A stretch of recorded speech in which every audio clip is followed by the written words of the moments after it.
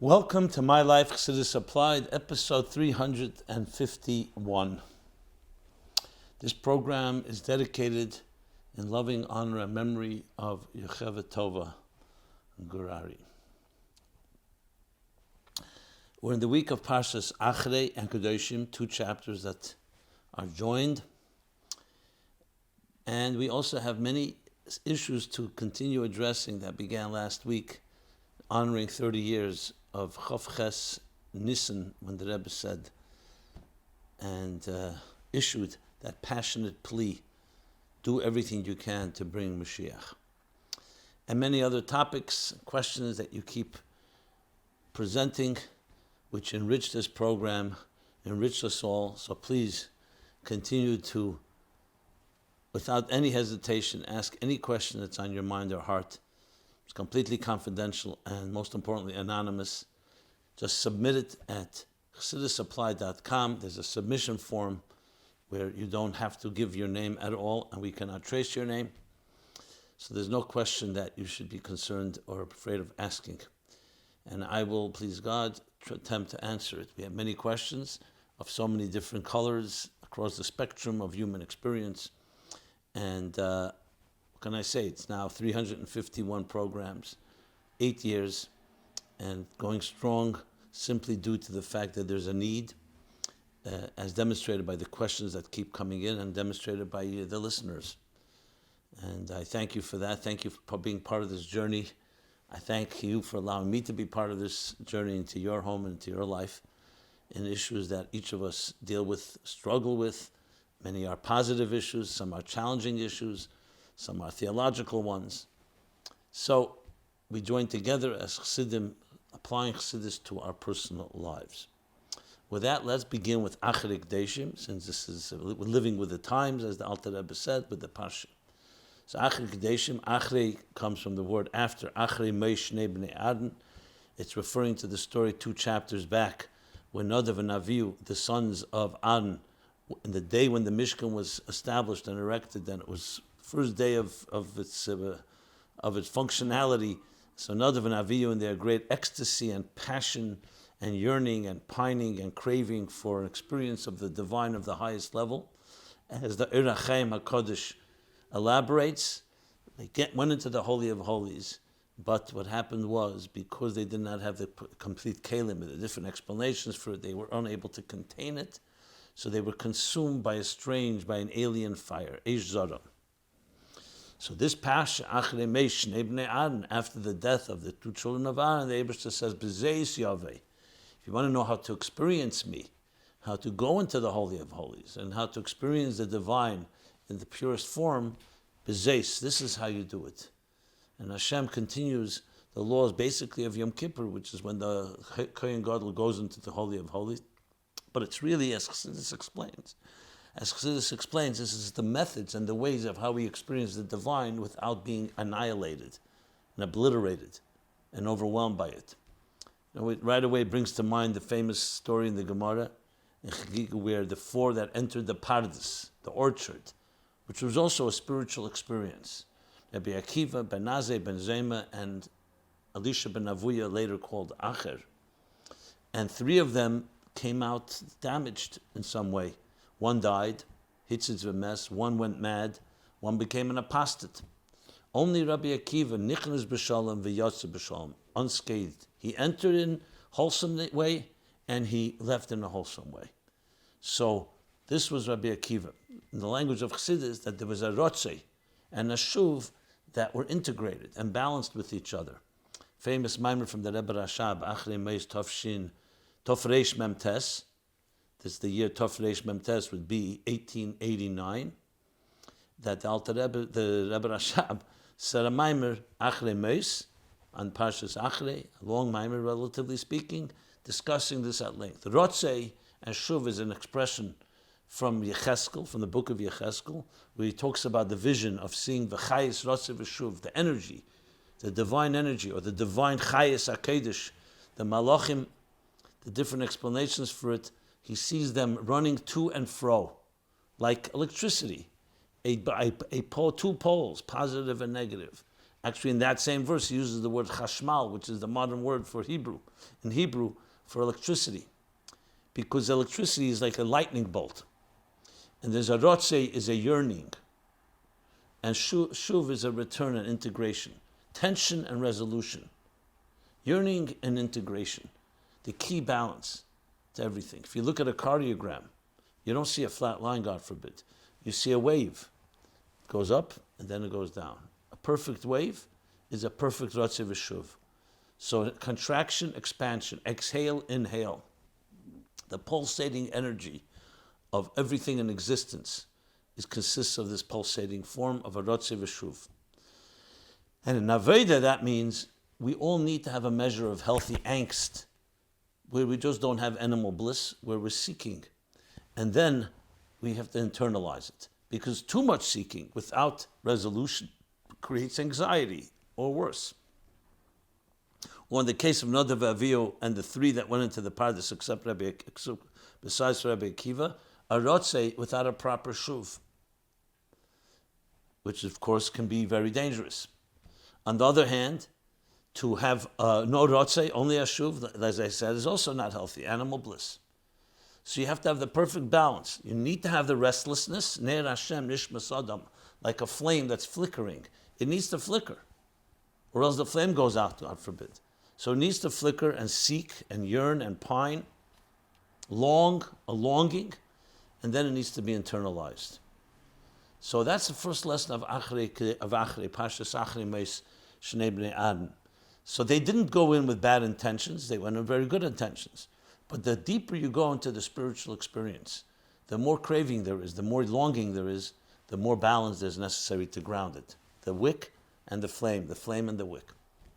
Kedoshim continues this theme, if you think about it, because it's about sanctifying your life. Not remaining in a mundane state, not living a pedestrian life,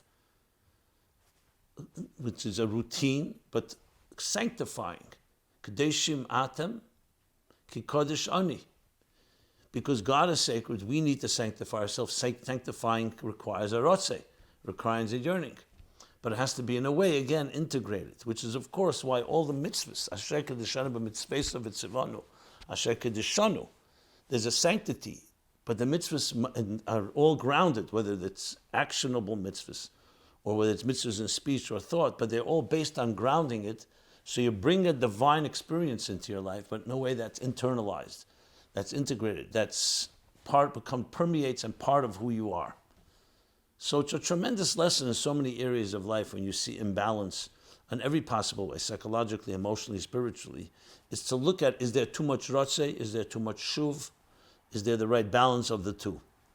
So it's a formula really for applying the deepest experiences, but in a way that we can live with it. Unfortunately, some people are lacking the rotze. They're lacking that restlessness. They're satisfied, they're their comfort zone, they're happy with themselves. Others may have too much restlessness. So there you have the formula that we need to seek and look out. So that's one very powerful lesson in Acharei-Kedoshim that we can all apply to our personal lives. It's interesting that we are also in the middle of the days of Sefirah.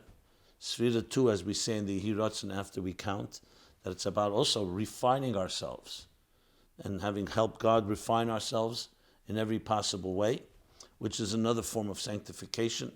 As we say, Acharei-Kedoshim to count al Sefirah se'emer, to count the emer. So Chassidus, bringing the Pardes and other sources, says the word Sefirah is not just counting. Sefirah also has the meaning sipur. It tells a narrative. And a third interpretation, sapir.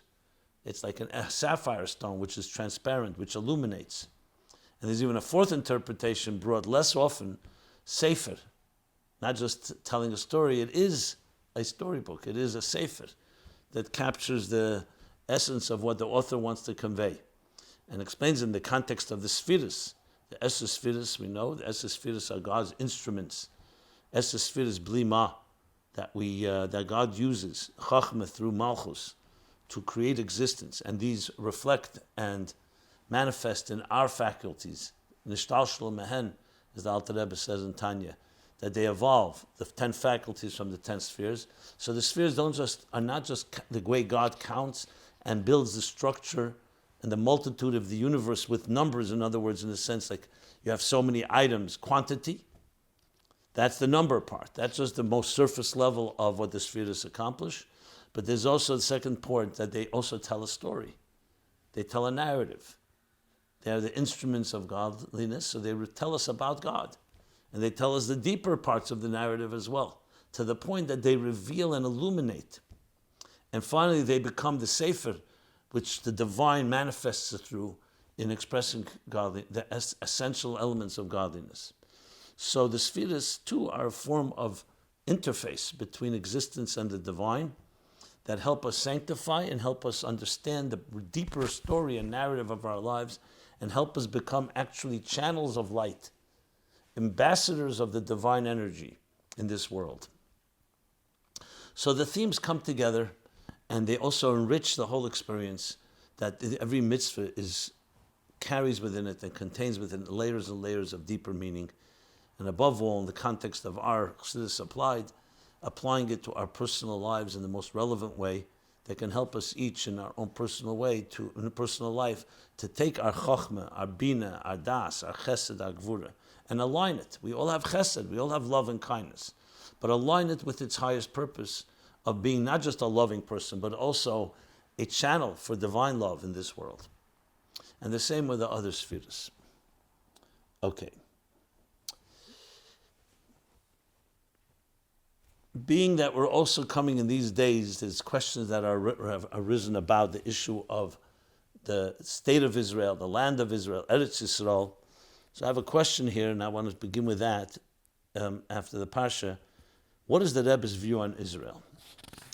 So this is a question that has already been addressed in previous programs.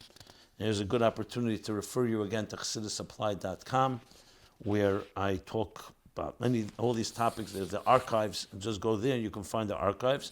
So let me refer you to a few programs where I address this issue, and I will talk about this briefly.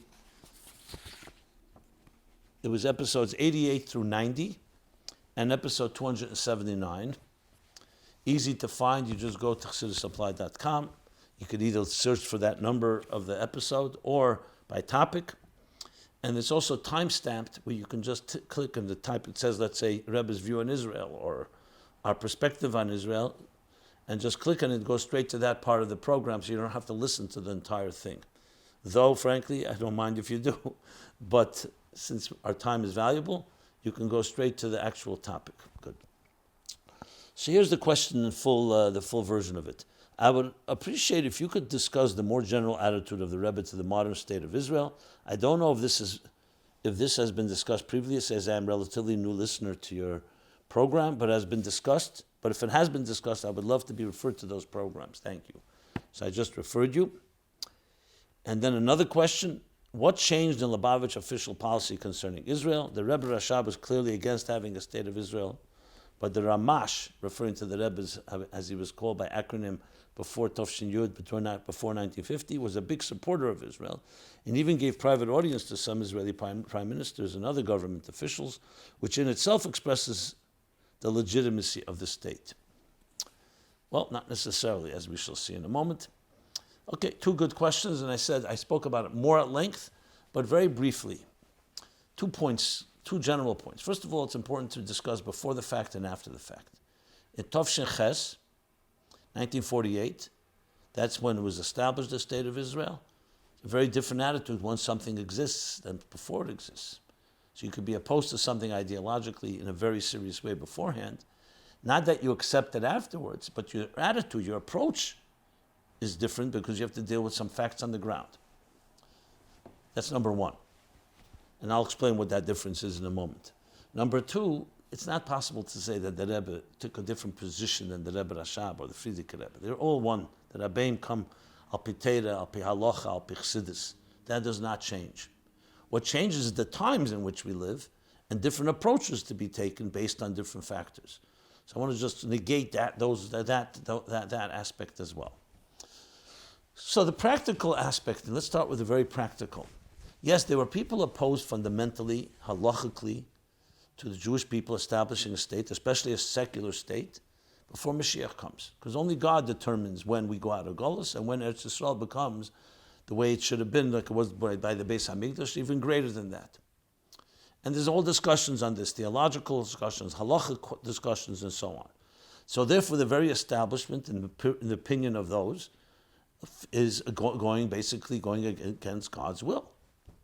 And especially, even if it was a religious state, can you go decide you're going to just to establish a Torah state of Israel? That's a big question. Can you go build a Beis Hamikdash, for example? So that was not done, but just hypothetically. So there are things that are not in our control, but especially a secular state, which actually was driven by being against Torah and secularizing the Jewish people and the Jewish community. So you can imagine the opposition that existed in the beginnings, at the end of the 19th century, beginning of the 20th century, when the discussions began about this topic. Yet there were those religious and observant Gedolim and Jews who felt, it's true, we don't agree with their policy, but we agree, with the general principle of the Jews having a place to go back to. And slowly we will transform the country and the state into a Torah-based one, preparing the Jews and the world for the Geula. So there were many opinions, and here's not the place to go through all of them. And in that case, yes, the Rebbe Rashab himself actually was one of the founders of Agudas Yisrael, which was a so-called a religious faction. But then he changed his position because he felt clearly that this was not going the way it would go, and it would be used for political purposes, and he would not really have say, so it wouldn't really have influence. He felt, therefore, it was not the right thing to do. And of course, we have his letter that you referred to in your note here, in your question, very strong statements against the whole thing, which went along with so many others that felt that way. But then there's another thing. There's a practical side to it. At that point, it was theoretical. And therefore, theoretical, there are many reasons against it. I'm talking especially halacha and Torah. When I say many, I'm not trying to present that there's an opinion for it. I'm just trying to be balanced in the presentation here. But then there's a practical side to it. Once a state was established, why is it different, you can argue, than, let's say, building a Jewish community council in Borough Park, or in Paris, or in other communities where there are Jews, and you need certain things. You need services, you need government liaison, you need utilities, funding. So once there's a kvutza, a group, a community of Jews living there, they need some type of infrastructure. So therefore, the position of the Rebbe, in brief, is that the infrastructure, the idea that many Jews are there and they need protection, they need an army, especially surrounded by enemies, and need resources, and need just coordination, like in any group, like any company. So it doesn't necessarily have Torah halachic value, except the value that any community in the world would have. Eretz and Eretz Yisrael. So Eretz Yisrael remains in its Kedusha. No one ever questions Kedusha's Eretz Yisrael. And that there's dinim of Trumas HaMaisos and other dinim even in time of Golus. But whether the government and what they call the state has any Torah difference changed in 1948, the answer would be no. So nothing happened from a Torah point of view except the fact that now Jews have the opportunity to live there and build, and therefore deserve and need services and need protection and need everything that's necessary. And Adarab, on the contrary, yes, making a Mokum Torah, yeshivas and everything, as we've seen the Renaissance in this part of the world. So it's actually not such a complicated position if you think about it. It's very pragmatic and practical. As far as the meeting with prime ministers and others, these are all Jews. And even if you don't agree with them politically, number one, why are they different than any Jew? Secondly, the goal is to have a positive influence on people who have position of influence, wherever they may be. What benefit is there? What, to boycott them? Boycott to just say, I'm against you? So the Rebbe's position was very practical and very in line, because fundamentally what the Rebbe's goal is to get every Jew in the world, including in Eretz Yisrael, to be a Shemer Torah mitzvos, to be connected to God. And why the Jews in Israel, why are they less in that regard than anyone? And then, of course, there's the Holy Land itself, that Jews throughout that diaspora and Golus always aspired to go. Ramban, Shalah, and others who made the Eretz Yisrael before the end last years of their lives. So the concept has to be distinguished between. That's why when the Rebbe spoke between the Torah and the sanctity of that part of the world, and the people and what they do very two different things. When the Eibishter wants, he will send Moshiach, and Moshiach will come and create kibbutz goliaths, and bring the base and rebuild the Beis Hamikdash Hashlishi. Then we know, as the Rambam says, that's Mashiach V'adai, and that's the Geula. The Rebbe was opposed to Aschalta the Geula, because Aschalta Geula, according to the Rambam, doesn't begin until that happens.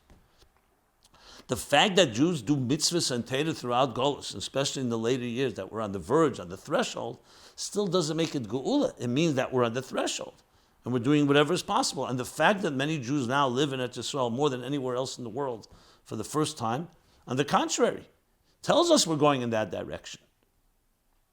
But I want to stick to our discussion here. The Rebbe writes a letter to Shazar, President Shazar, Sheil Zalman Rubinov, who was named after the Alter Rebbe, actually. Came from Chassidic roots. So when he became president in the 60s, the Rebbe interacted with him. He came to Fabrengens. He came several times to see the Rebbe as president. There's another parsha. But there's one interesting letter which I just want to briefly quote, where the Rebbe writes to him and addresses him as being the president or a leader in Eretz Yisrael. Doesn't write Medinas Yisrael. So he writes to the Rebbe, why is the Rebbe forcing me to have to choose between being a chassid and being a president of this country? Because I took an oath, he says, to the Medinas Yisrael. The Rebbe is writing Eretz Yisrael. So the Rebbe responds briefly, first of all, you're older than I am, and how could I prevent you from being a chassid? So it's like essentially. Secondly, Eretz Yisrael makes your position even bigger, because Medinas Yisrael began in 1948. Eretz Yisrael began thousands of years ago when the Eibishter gave this land to the Jewish people. So Medinas Yisrael is limiting. You could say the UN it gave it to the Jewish people, and then the UN can take it. Eretz Yisrael has nothing to do with the UN. It's nothing to do with us. It's to do with God. That was the brief answer. So you see from that the position in another angle of it. Okay, so nothing changed in policy. It's been always the same way. And this is the general position, and it's a positive one. But at the same time, yes, you won't find the Rebbe or Chabad honoring Yom Ha'atzmaut per se, for the reasons as I mentioned. But on the other hand, honoring and respecting a government and respecting its infrastructure and paying taxes and doing whatever it takes to support, and especially those men and women who defend the lives of the Jewish people, there's nothing greater than that. They're defending the lives of others. They're sacrificing themselves. But that's not connected to a Medinas Yisrael. That's connected to people who are defending Jewish people. It would be the case anywhere, but especially in the land of Israel. Okay. Since we're on that topic, someone asked the question. This came a few weeks ago, so I don't know how relevant it is, but let me address it. Hello, Rabbi Jacobson. I was reading the news today, and naturally I'm turning to you with a question, as you are a relevant Chassidic mashpia that I enjoy listening to weekly. Israel's new conversion law recognizing Reform conservative conversions. This is something the Rebbe screamed about 51 years ago. Why did the Rebbe's fight not prevail? What does it mean to you? What can we learn from it? And most importantly, what should we be doing about it? Thanks. Okay. So first of all, I don't believe it went into law. I think it was past a certain stage. The bottom line, first let's explain the most important thing of all, the foundation of the whole issue. When the Rebbe came out about what was called Mi Yehudi, Gir Kaloche, it was addressing the law of return in the Israeli constitution that assures that any Jew, without any prerequisites, gains immediate recognition as a citizen of Eretz Yisrael. The question is, what defines a Jew? So it says they're a Jew born to a Jewish mother, and one converted, but it doesn't say al pi halacha. The Rebbe immediately, as a true visionary, who saw the big picture in the future, said there's a loophole here. Any Jew, any conversion could mean any conversion. Conversion could just mean you bring a piece of paper. So the Rebbe came out adamantly, especially demanding the religious parties to amend it, the tikkun of the Chok Mi Yehudi, who's a Jew, to add the words al pi halacha, which would be consistent with how the Jews how people converted throughout history from the Matan Torah. The Jews converted by Matan Torah too. And without that, you leave an opening. It could be a major mess because someone can claim they're a Jew. 20 years later, you meet someone, a young woman, Jewish woman meets a young so-called Jewish man, or a young Jewish man meets a so-called young Jewish woman. Are you Jewish? Yeah, converted, but not al pi halach. This was a major battle that Rebbe would speak about it, scream about it over Shabbos after Shabbos. I remember vividly. It was one of the most passionate wars that Rebbe fought. He never succeeded to get them to change it, but put a lot of pressure. Technically speaking, the Israeli rabbinate, which is controlled by the Orthodox, I don't like the name Orthodox, but the chief rabbi, the rabbinate that determines Kedushin and Gittin, marriage, divorce, and the laws, of course, marriage, demanding that it has to be Jews who converted al pi halacha. Remember, a lot of Jews came from Europe, came from Russia especially, and in Russia was a big confusion who's Jewish, who's not Jewish. So this is not a theoretical issue, it was a real practical problem. So our bottom line is, in most cases, I'm not saying that mistakes can happen, that they're very strict. When someone says they converted, they want to know who the rabbi is, they have to bring proof, it has to be a complete halacha conversion. Someone comes from America, says, I'm converted, they check. I know myself, I've gotten requests. They said, you're the person's rabbi, please vouch for them. Who converted them? How was it done? Was it in a bezdin, al pi halacha? And they negated anything that's not al pi halacha. Since conservative reform don't go according to halachic standards of history, that was always the standards, and there's shifts, so they were not accepted in that sense. Of course, that created more controversy, because you know how many people have converted conservative or reform conversions in the United States and other places. So this has been another fight, that conversion should be considered. Now, of course, halacha means halacha. Just like the United States Constitution, you can't have two different interpretations of the law. If you have two different interpretations, you have to go to court to establish what it is. That's even a man-made constitution, let alone a Torah constitution. So the standard was always, I believe they say it's Ben Gurion's logic, but I'm not sure if it's attributed to him. The idea, why did you give the Orthodox the power in Israel? There are different rabbinates and different denominations. And the answer was the bar mitzvah answer. If I make a bar mitzvah and I'm inviting all my relatives, some eat kosher, some don't eat kosher. Will I have two caterers? I'm going to have the kosher caterer because the non-kosher people eat kosher. The kosher people don't eat non-kosher. So why would I spend money for two caterers? In other words, whether we like it or not, he said, whether we're secular or not, the fact is the highest standard is going to be the prevailing one because that everybody accepts. So again, another practical, logical solution. Just get the one that everybody accepts, so that way you resolve that issue. It's like getting the best type of insurance, AAA. Why get AA when there could be AAA? You have the best, and everybody accepts that. But it continues to rage on for many different reasons.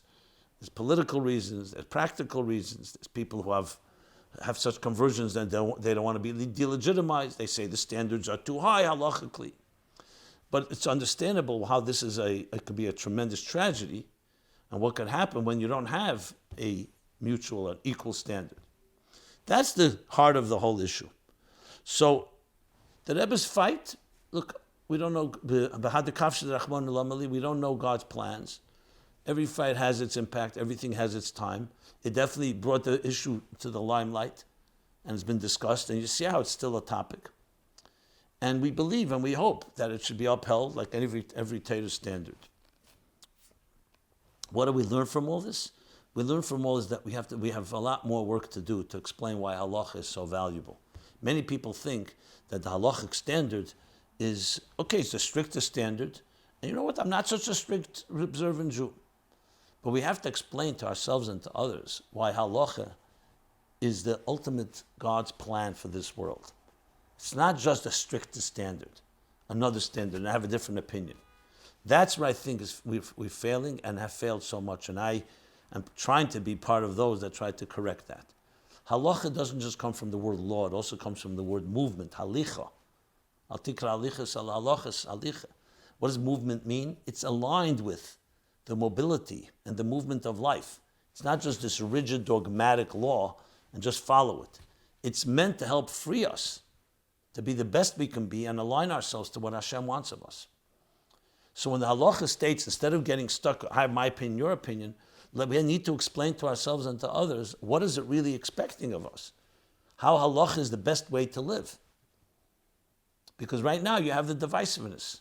Oh, you know what? The Orthodox is not for me. I'm Reform, I'm conservative, Reconstructionist, unaffiliated, and so on.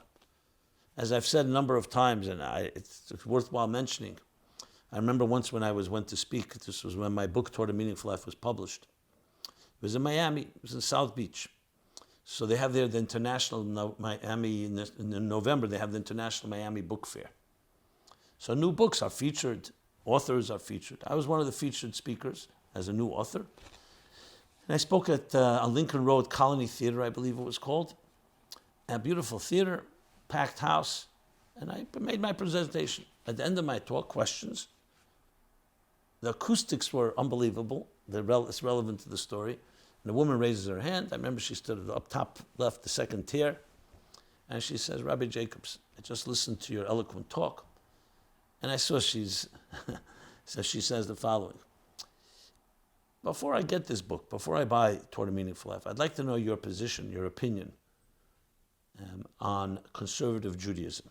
Because I hear people like you and your teacher, your Rebbe, don't recognize it. And I don't want to buy the book of a bigot.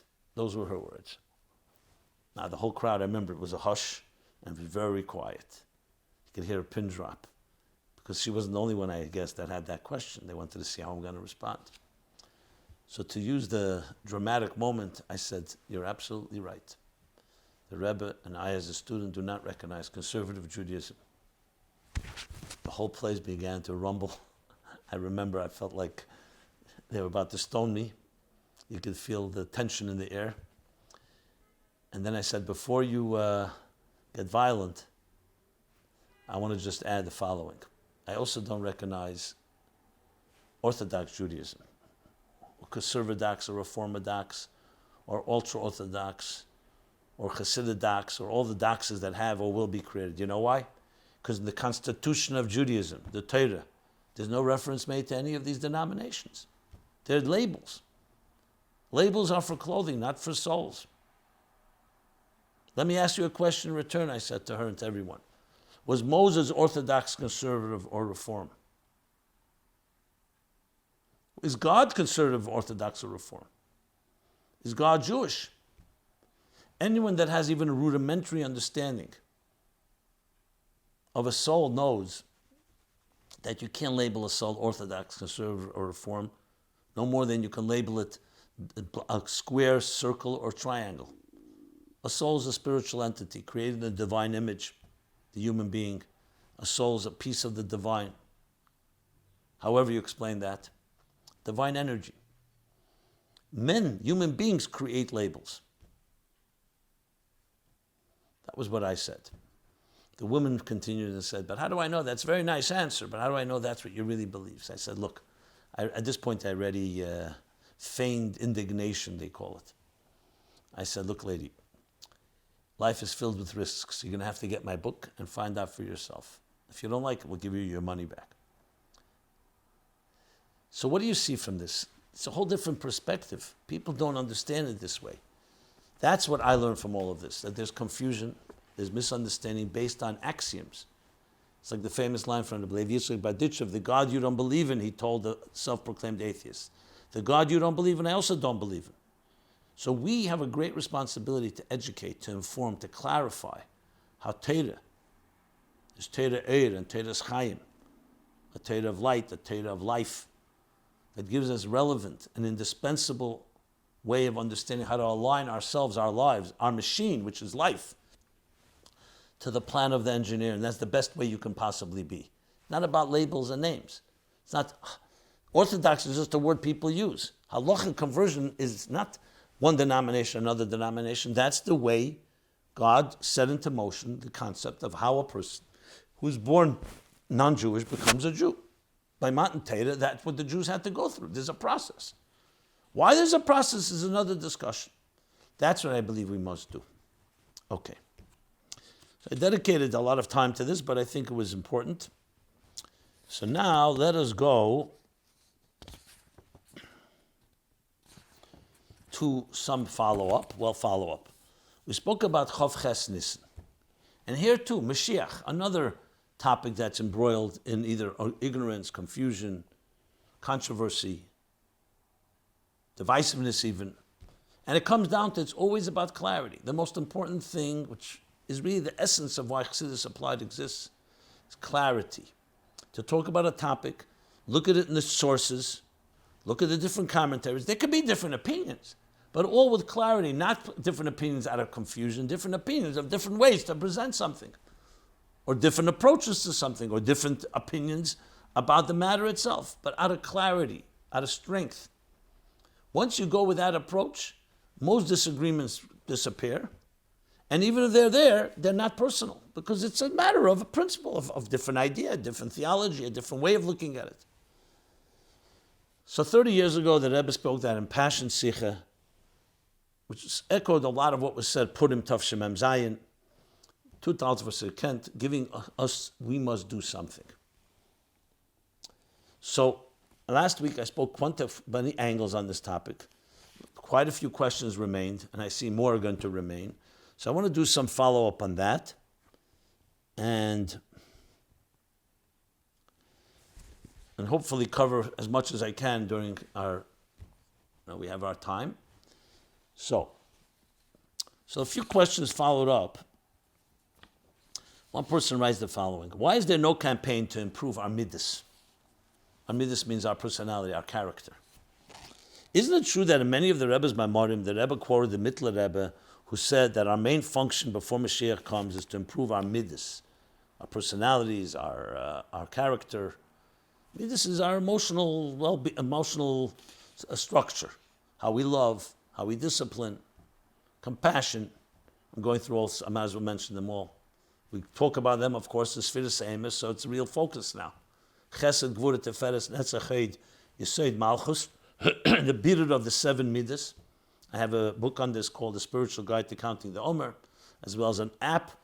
If you're not familiar with it, go to My Omer, both on Android and iOS, iPhones.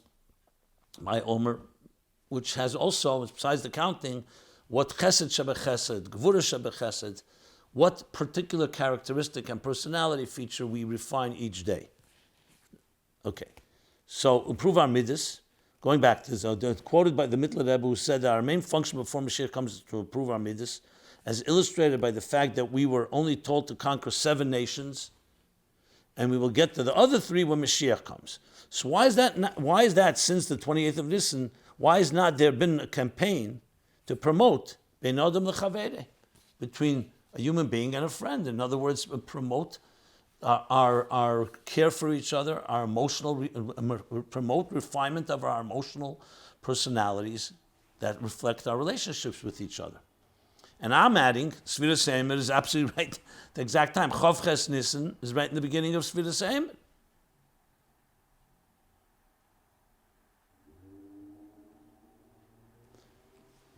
So the midos are, as I said, chesed through malchus, love, discipline, compassion, ambition or determination, humility or yielding, bonding, and dignity. There are different translations, but let's use those. So, you know something? I have the same question, and Ataka should be part of it. I mean, at the end of the day, Ahavas Yisrael is the foundation of the Klal Gadol B'Teira, of the entire Teira. Especially during Sefirah, when the 24,000 students of Rebbe Akiva, each with their own passion and passionate commitment to their ideas, but they didn't honor one another. And there was the Magefa, the plague. Yes, a pandemic for those students. Or you call it an epidemic, plague. Even though they heard from their own teacher, this is also explained, similar to what I said in the beginning of this program, Acharei, the idea of Rotze without a shuv. They are very strong. Their disagreements were in Torah, but they didn't have the ability to cooperate with each other. They didn't have that bittul. So we learn from that as well. So there's no doubt that it's a foundation of all foundations, that if we had Ahavas Yisrael, the Rebbe writes, if there was Ahavas Yisrael, we'd have Moshiach here already. The Achdus v'Chasidim will lead us, the unity will lead us to Moshiach. And this isn't just being united. It comes down to, yes, refining our midos. So I would submit this as on top of the list of suggestions of what we should be doing. To Tzvos Kent, make this a major campaign. So thank you for that. As I said, I totally agree. Another person asked, what should we study in particular? Dear Rabbi Jacobson, I follow your program carefully. I really enjoy it and learn a lot from it. And as a Baal Tshuva with limited formal Torah education, please excuse me if this isn't in line with what you were referring to. In episode 350, which was last week, you called for everyone to do more and acknowledge our personal responsibility to bring Moshiach and for us to share our ideas with you if we have any. You mentioned one of the mitzvos that could hasten Mashiach's arrival is studying Mashiach and Geula. Well, it's actually not, I mentioned something the Rebbe said that would hasten Mashiach's coming, studying Mashiach and Geula. I've also seen elsewhere from the Rebbe's archive site that studying the Beis Hamikdash will hasten the building of the Beis Hamikdash. So firstly, can you share with us what in particular would be good to study? Are there particular sikhs of the Rebbe that should be focused on? Can you clarify for the few in your audience who may not know where to look? Next, I have a thought maybe someone who's knowledgeable could create a study schedule on the topic. We could have a campaign to accumulate study hours from Jews all over the world, all devoted to the study of Geula and Mashiach, and possibly the Beis Hamikdash, if that too is relevant. Everyone can submit the number of hours they studied on a Tally website. Thanks. So, first let's get to the second point. I believe some efforts have been done in that regard. I would need to look into it, but I think people do that. Again, I don't know how, I'm sure it can be infused with more publicity and with more passion and with more excitement, but absolutely. It's one of the things that Rebbe clearly said. It wasn't just a zgula. You learn, so it's like, okay, then Hashem says, you learn about it, so I'll send you the gula. Learning about it prepares us, acclimates us, gets our minds and our hearts, a mindset and a heart set in place to be able to, firstly, live geuladik, prepare for ourselves for the geula, which is such a vital component in introducing it. So there's no question learning and doing it collectively is a tremendous tool. And if it hasn't been done, it should be done. I believe efforts have been made. Again, I don't know how publicized it is and how much it's carrying, is being sustained. But it would be a great idea that people be a list of things to learn, and people learn, and they tally it, and everyone gets motivated by others, like a synergy, a revolution of learning Inyani Geula Mashiach. As far as some suggestions, I'll just mention a few that I think are critical in the whole picture, but then by no means limited to what I'm going to say. I would talk about, firstly, there are Maimonic Chassidus that talk about what the Geula is like chapters 36 and 37 in Tanya. Let's start with that. Talking now Chassidus. So Chassidus in general is Teros Shel Mashiach, but especially talking about Geula, chapters 36 and 37 give you a picture of what the world will be like, which can, of course, be elaborated upon. There's mitzvos minui melech and derech mitzvah from the Tzemach Tzedek, talks about Mashiach, what's a melech. The end is really about Mashiach. So the whole mimer is more about what is a melech. So I don't know if it's Inyani Geula Mashiach, but it touches upon some of the ideas, the bittul of a leader. Other places that I would refer to in Geula Mashiach would be some of the Rebbe's sichos and maimarim. Of course, Basel Legani Tovshin Yud Aleph. Basel Legani in general, Basel Legani Tovshin Yud Aleph, the first mimer of the Rebbe. And then now, just not in any particular order, I think Purim Tovshin Mem Zayin, Chavches Nissan Tovshin Nun Aleph definitely are in this category. I would add Vayeshev Tovshin Nun Beis, big sikha there where the Rebbe speaks about how do you see the world is much more is ready. Acharei-Kedoshim and Emor Tovshin Nun Aleph, where he talks about the Aleph of putting the Aleph of Aluf Shleilim in Geila that makes it into Geula. And these are just coming off my mind, just thinking quickly. Now there are deeper Maimonim, but I want to say things that I think are easier to understand. There are deeper Maimonim. There's the Rebbe's Maimonim of Tafshin Chof Hei, where he speaks Pesach Maimonim, and other places where he talks about the Geula.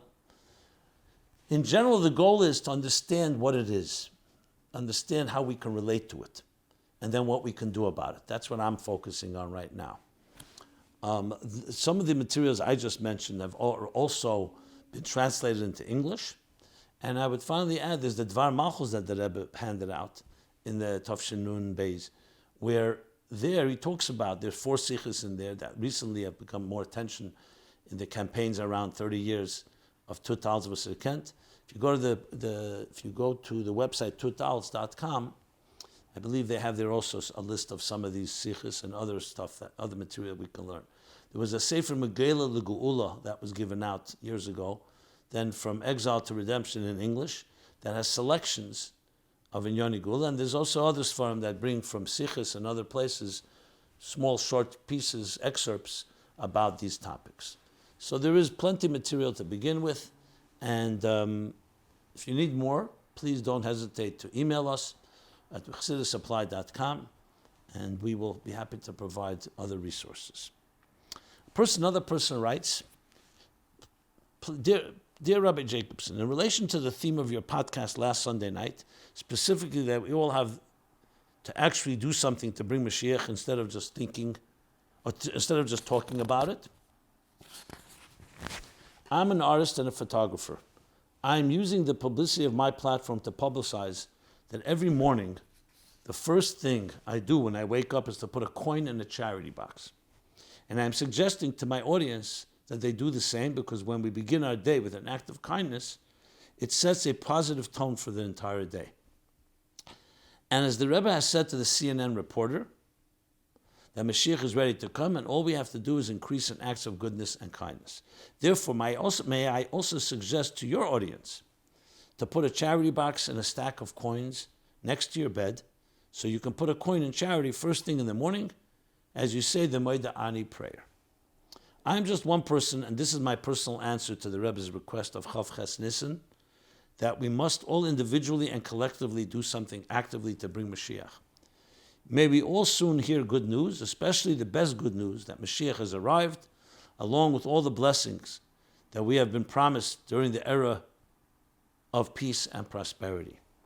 And just as we sometimes sneak into the kitchen Friday afternoon to taste some of the Shabbos food in advance, may God give us an advanced taste of the blessings of the Messianic era in order to energize us. Beautiful. So first of all, I'm deeply touched. I'll tell you why. When you speak, you don't always know who's listening. You don't know how you motivate people. You don't know. The mere fact that I've got these, among many other letters, of people actually taking to heart the words of the Rebbe, is the most gratifying thing, because I feel that's my role here, to be a bridge, to be a mouthpiece. No Chiddush, I'm not looking to innovate anything, but to be the mouthpiece and make it practical and applicable. So I commend you. Yes, this is exactly each person according to their way. Some things can be bigger, something smaller. Who measures? We don't know what it is that will tip the scale. And your idea is excellent, and I have nothing to add to it. It's beautiful. I would just encourage everyone to do this or do other things. Action is paramount. So both this writer and the previous one, I commend you, and I thank you for sharing. I'm glad, I'm very honored to be able to read that for the public, and hopefully it motivates myself and all of us to do even more. Now, with a limited amount of time, I'll just address, since I had many questions, not just what we can do, but about learning about Gula Mashiach. So we titled it, When Mashiach Comes, ... what will be? So I want to talk, I'll take 2 more, and as I say, I'll go through the weeks. I'll talk about different When Mashiach Comes questions that have been posed.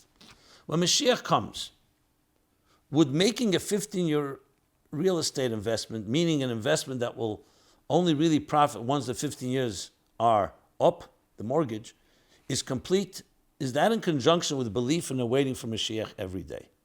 So basically, when Mashiach comes, how are we to balance the belief in Mashiach and living right now our daily lives?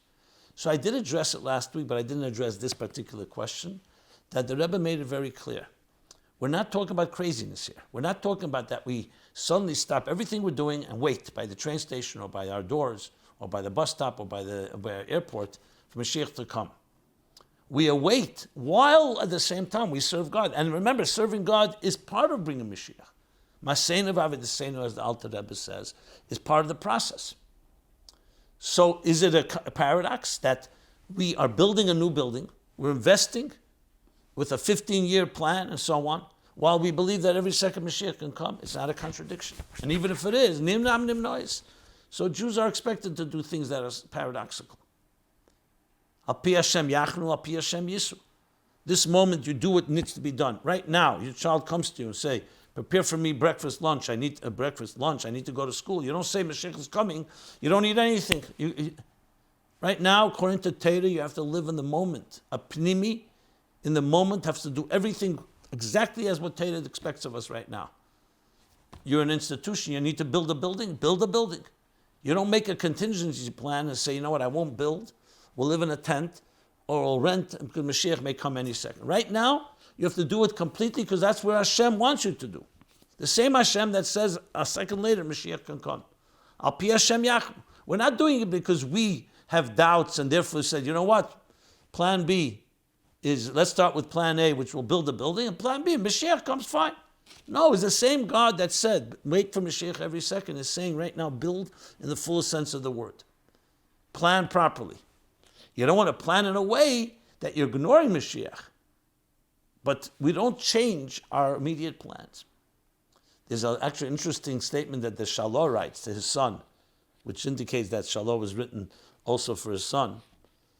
So his son clearly had some money relative to those times. He tells him, the Masechta Sukkah, the Shalom writes, it's a lesson from Sukkah. He says that God should bless you, build a big palace, and have a place for Torah and for Tefillah. But then he says, and it should be comfortable, but don't build more than necessary. Because l'daiti harizekein hes chadas min Mashiach. In other words, don't indulge, don't become too opulent, don't become like, so what you need, yeah, and even more than you need, in a comfortable way. But he says, don't build more than you need, because that's like a way of distracting yourself, believing that Mashiach, it may not come, or it's going to come later. So it's an interesting balance, and completely consistent with what we're discussing here. Okay. When Mashiach comes, do we bring Mashiach by doing mitzvos, or do we wait for Mashiach and do mitzvos? Both. Mitzvos mesenu v'avadasenu bring Mashiach, because Mashiach is the cumulative total of all our good deeds, the building blocks that our good deeds release, the energy that each mitzvah does.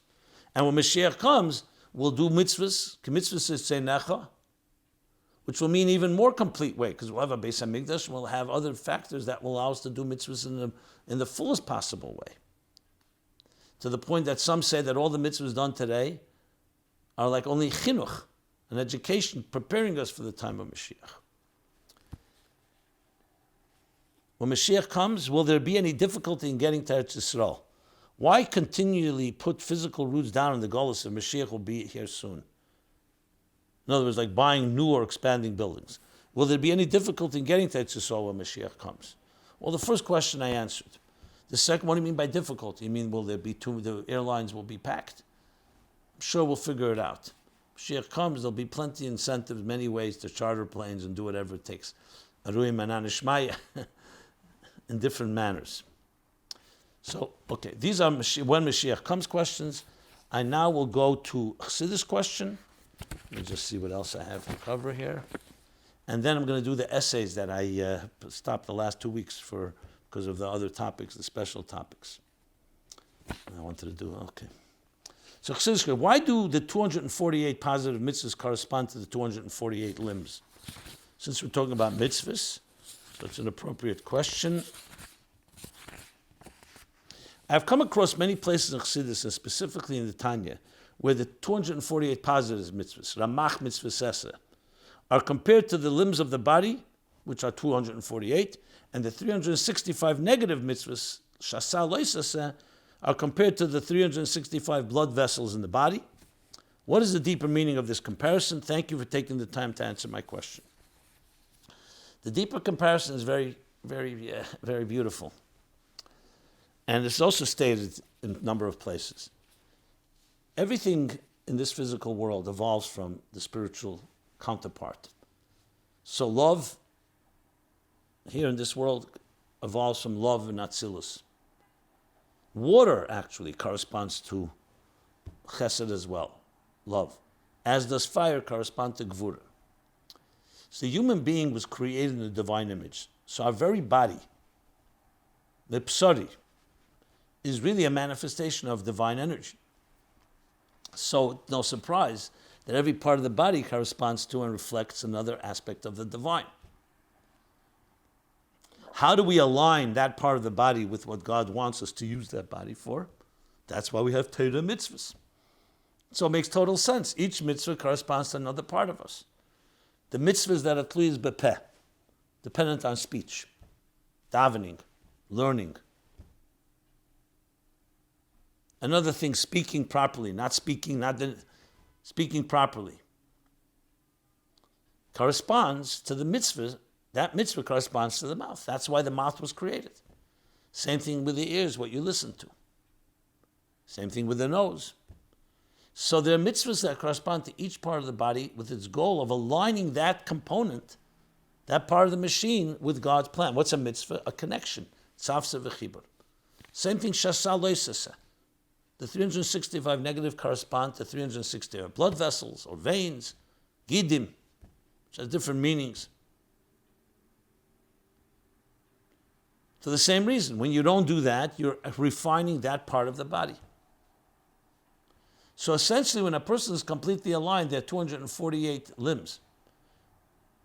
And they're every part of the body. And there are 365 gidim, veins or channels or are aligned to Hashem. By the Ovis, Heinen, and Merkava, they were completely aligned. There's a Sefer called Sefer Cheredim, where he actually explains the corresponding mitzvahs to each part of the human body. And the practical application of that is quite obvious, that you think in each case when you're doing something, what are your hands given to you for? To stretch out, to help another person, give them tzedakah. And the same thing with every part of who we are. Rotz l'dvar mitzvah, your legs run to do a mitzvah. Okay. We'll finally conclude with we've been doing, this is the 6th annual My Life Chassidus Applied Essay and Creative Contest. So we've been going through an order of the winners. We're up to the 19th place. And we do 4 tracks. An essay in English, the creative, the Hebrew men, and the Hebrew women essay. So the 19th is But Why? Tzivia Greenbaum, age 19, student, Beis Chana, Tzfas Seminary, originates from Hampton, East Australia. Basically, it covers the issue of questioning, the role of questions in Chassidus, the importance of questions, how to help us grow, proper type of questions. It's a very interesting, creative approach, but the importance of questioning and why questions are so vital in serving God and growing in our lives. The creative, I'll go to the creative. Your Gashes will gild me. It's the creative form of poetry. Aidel, Cohen, age 26, Tzivos Hashem, Brooklyn, New York. Beautiful poem about how our Gashes, that the challenges in our lives bring out the best, perfect, refine who we are. These two are the essay and the creative, can be seen at chassidusapply.com. And now, the essay in Hebrew for men, Ahavas Yisrael, Mr. Drori Galili, Shadrot, Israel, Israel. Really a very nice compendium on Ahavas Yisrael from many places in Chassidus, starting from Tanya and other places, many different angles. So it's very refreshing to see in that way. Beautiful essay, very balbatish and practical. And finally, the essay in Hebrew for women, Haneshama Atzmis, Chaya Mushka Lipskar, Jerusalem, Israel. I think Jerusalem. Or I recall, I don't think we had the city, so that may be wrong. Sorry about that. Shama Atzmis talks about how Atzmos, God Himself, manifested in the Shama as it comes down into the world, and how this physical world becomes a divine home for alakus and godliness. Also very well articulated, bringing together many parts of Chassidus, this fundamental concept of how this manifests in this world. And the 2 Hebrew essays can be seen diralo.org. So with that, my friends, we conclude episode 251 of My Life Chassidus Applied. We're here every Sunday, 8 to 9 p.m. Everyone have a gesunte, a healthy, Ani Hashem Reifecha month of year, refined Sefirah Se'emer, refining ourselves, our midos, and sanctifying our lives, Acharei-Kedoshim, and integrating it with our personal lives down here in this earth, and preparing the world for Moshiach and Geula, where there'll be a complete dira b'tachtenim. Thank you. This program is brought to you by My Life, Chassidus Applied. Please help us continue our programs. Make even a small contribution at chassidusapply.com/donate.